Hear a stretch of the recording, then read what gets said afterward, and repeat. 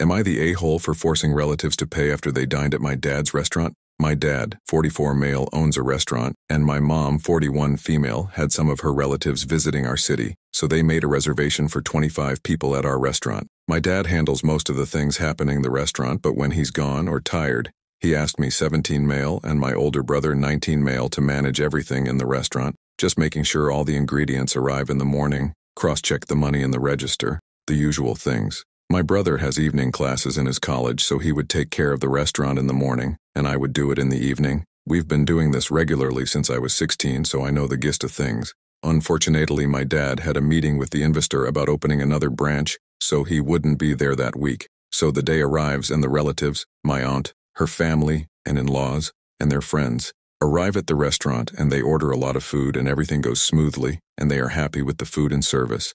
After this, they were given the bill by one of the servers, and a few minutes after, my aunt comes downstairs holding the bill and asking me what this was for. I told her for the food that they ate, and she says that she didn't expect she would have to pay since her parents don't pay when they dine here. I tell her that's just for 2 people and they only visit our city once or twice a year.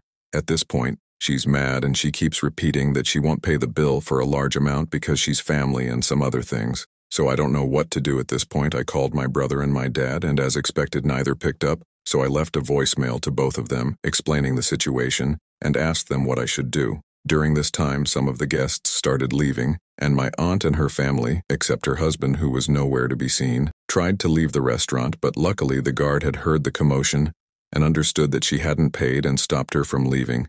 At this point, everyone in the restaurant is looking at her and shooting angry looks at her. So she calls my mom and tells her everything, and my mom asks me to exempt them from paying. Now this is the part where I might be the a-hole.